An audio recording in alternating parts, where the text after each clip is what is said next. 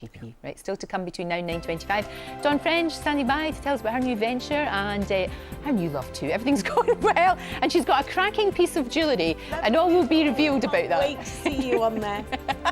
Fantastic. And she was one of the most iconic. Hello there, welcome back. We're talking to Dawn French in just a moment. We've been talking about songs that get you in the mood for love. Do you have a favourite song that maybe would... I would say Marvin Gaye would pretty much do it every time. Sexual Healing, He's very the one good. that everybody says okay. the nation is getting it on to. Ah, good. Getting it on.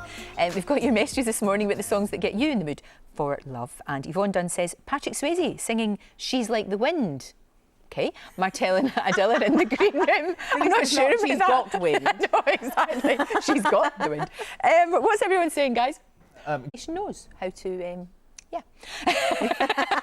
How to get it on. How to get it on. Dawn French is here and it's great to see you. Thanks very much. Really good to see you. Thanks. And congratulations on Oh, Dear Silvia, which is the new book, second novel. That's right. Now, you know how people say that difficult second album? Was it that difficult second novel or was it all right? Well, only difficult in as much as, luckily for me, and I was very surprised by it, the first novel did incredibly well. Yeah. So I thought, oh, right, I'd better really come up with something, I better top that. But I had this idea for a long time about the conceit, the central conceit of this novel. So I thought, right, I'm going to go for it. One thing I did do was that I wrote an autobiography to begin with, and that was in the form of letters, and then my first novel is in the form of diary entries, and I thought, perhaps I ought to be more grown up and write big chunky chapters that have people talking to each other, you know, dialogue, like you get in a novel. Yes. And then I thought, actually, no, this is my writing voice. I write in character. And so I'm going to own this completely, and I'm going to come up with a conceit that means that I can write characters speaking directly, personally, privately, intimately to someone else.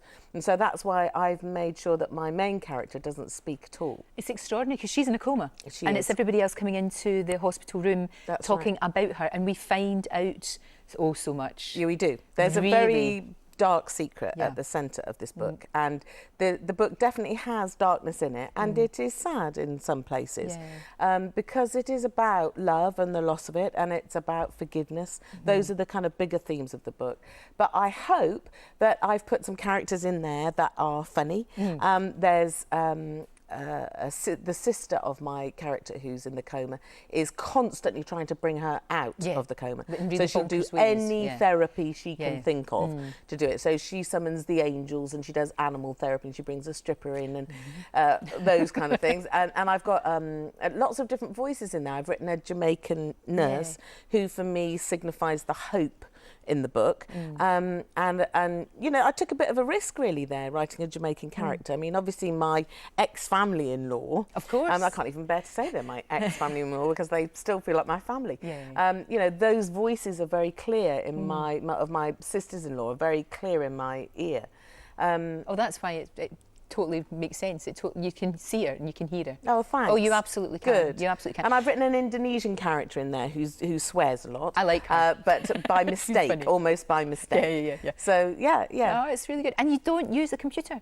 It's the don't. traditional. It's not a quill, is it? It's not a quill, and it's not a chisel, and a slate. No, I use a pencil. I love pencils, absolutely love them, and I have got a pencil sharpener, Lorraine. Don't think that I'm not in this century, because I have got an electric. It plugs in, it makes a noise.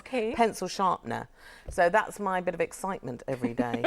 But I love the pencil on the page. I love the smell of it. I love the look of it. It looks like my writing. It looks like my book. I mean, I'm lucky in that somebody does type it up for me. Right. Luckily, in the end. I don't think I could print it like that. No. Although I've got good handwriting, no, actually. I mean, as long as it's legible, then it's absolutely fine. Absolutely fine. No, it's great. And I mean, what's really good about it is I think because of all the experiences you've had in your life, it works in the novel. And you said that you almost are the characters. Yeah. Of course, that's what you spent your life doing, is playing some cracking characters. That's right, that's right. But I sense. think that characters I've written before are kind of suitable for sketches, if you like. So I have to make sure that these characters are authentic and that can live completely in this novel, that they belong there and that they earn their place there, if you like. They've got to be part of the story properly. Of course, that makes perfect sense. One of my favourites, actually real favourites, of course, was The Vicar of Dibley. I absolutely loved that. It was really, really good. And I just really liked Geraldine. I'd love to have gone for a couple of bottles of wine with her. Yes, I agree. I really would. And this is one of my favourite moments from the series. Here we go.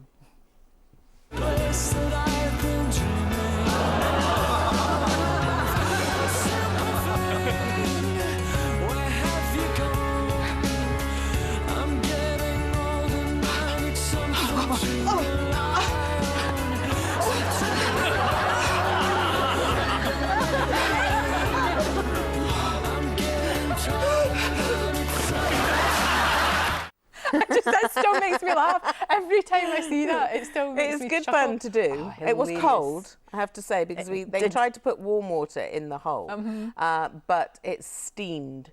So we had to wait till it was cold enough for me to jump in. One take only. Good thanks. times. Good times. Very good times. I've seen you looking very, very well. Thank you. There's a lot been, you know, the obsession with women's weight in this country is completely why? crazy. I don't know. But you did lose weight just for health. I lost about 7.5 stone last year. And when you lose a lot of weight like that very quickly, of course, you're going to put some of it back on. And I think I've put about 2.5 back on, but you know, I just, you know, it has never really bothered me either way. So at the moment, I'm feeling really well. You look great. You look really well. And likewise, if you don't mind me saying. Thank you very much. And I love the fact that the chap you're going out with now didn't really know who you were. Well, sort of was a vaguely, no, he doesn't really watch telly. he had no idea. Well, he knew that I was on the telly because somebody told him, I think. But is that not really refreshing? That you're starting with that sort of blank page. He's got no preconceptions of you or He's not whatever. involved in this business at all. Hooray! No jazz hands. Hooray! Just an ordinary bloke who you know who doesn't particularly. He's too busy to watch telly. It's not that he disapproves of it in any way. No. He's just busy putting doors on instead. Right, okay. It's fun. I think that's great. Do you know one of the other things that I loved and I was absolutely really hooked on was Roger and Val just got in. Oh, thanks. That was great. That Wasn't it? I loved that because it was, yes, it was funny, but it was, I mean, bits, it had me crying at some bits. Yes. It was really, really sad. Well, that was a kind of, for me, that was a kind of real age-appropriate job that I did with two wonderful writers, Beth and Emma Kilcoyne, twin sisters from Sunderland, who wrote it, and it was really about the minutiae of life. But you discovered a little bit like this book. Really, it's a kind of unfolding. I like that. I like that very much. If it's slow and you're slightly surprised by things, that at the centre of that couple's life was a great sadness where they had lost a baby. Tragedy. So really, their whole life was spent, you know, distracting themselves from that great grief. But they were good fun together, and they loved each other very much. So yeah, I miss them a little bit. I'd quite like to do more of that. I wish you would, because there's a lot more in it. You know, there's definitely a lot more in it. Thanks. And maybe at some stage you might see more French and Saunders. That would be good. Thank you very much. We're always, you know, the thing is we have the friendship before we ever have the job. So and the job is really a way for us to see a lot of each other. So we're forever talking about what more we can do. Oh, you could. So we can spend time together. Look, good luck with the book. Thank you. By the way, can I just say that I am at the Criterion Theatre this Friday night with Sue Perkins talking about the book. Fantastic. So if anybody wants to turn up there, they will. Be lovely They to will. see you. Don, thank you so much. Thank you, Lorraine. Thank you. Competition time. Here we go.